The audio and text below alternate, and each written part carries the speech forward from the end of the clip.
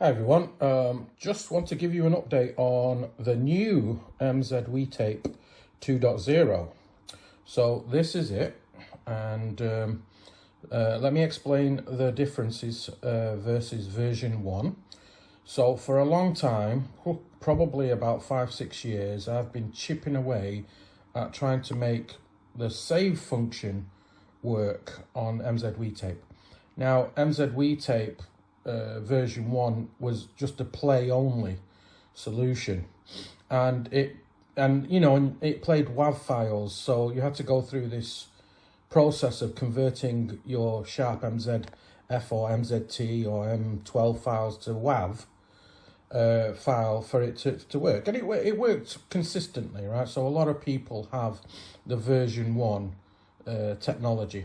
However, after many attempts, that's probably spent over £1,000 in costs trying to make it work.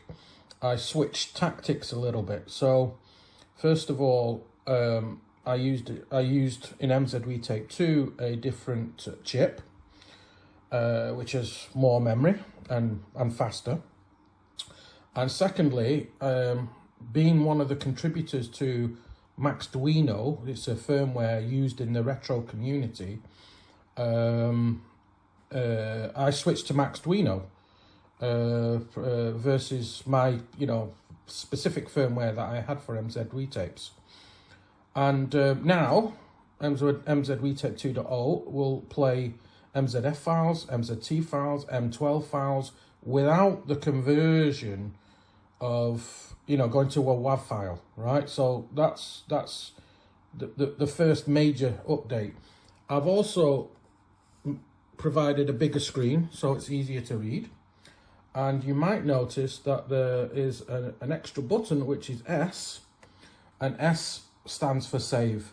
I've cracked the save functionality, so while you're in basic or whatever you're doing and you want to save something, this will save to a file of extension .mzf. You can't control the file name from this interface, but what it does is it makes sure that it's always a unique file name. So there's logic in there. So all you have to do is remember what the file name is. Now this is only the same as you writing to a cassette and then putting a label on the cassette, right? Yeah. So I've got Lightning Patrol loaded up here because it's quite a long program, basic program.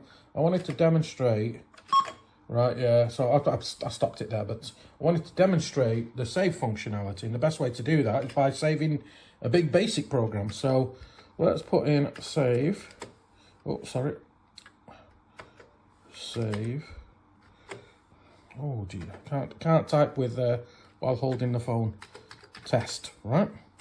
So what we're going to do before I press enter is I'm going to press S, and now it starts to record to a file, and then I'm going to press enter, and now it's saving a copy of Lightning Patrol to that file.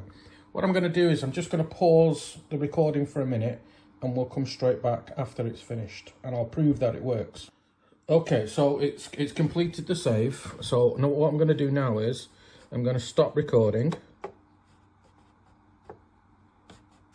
Right, so let's stop and let's find that file. So it was called microSD.mzf. So let's type load and then double quotes, press enter. And then what we'll do is we'll play that file, and hopefully we should see loading test in a minute.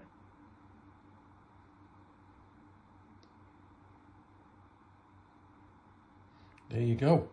So while we're waiting for that to load, what I want to show you is inside. I'll be very careful. So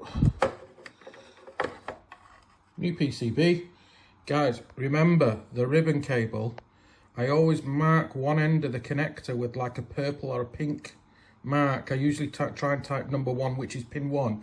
Pin 1 is at the far back of the motherboard so it's closest to the back. Do not put these the other way around, because you could fry your system, right? And one of my mates just did that. He completely forgot, and he fried. Now, I'll mark it specifically so you don't do that, guys. Okay, so now let's put that back very carefully. Now, what you can see, and the advantage of MaxDuino as well, is you can tell when it's going to finish loading because it gives you a percentage. So, when we get to the 90s, I'll switch over to the screen. There you go, okay. All right, so any second now, that should finish. There you go, let's list it.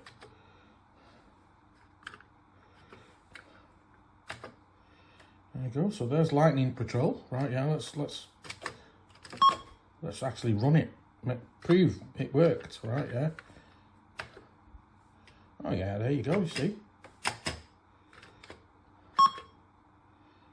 Lightning patrol, guys. I hope you enjoy it.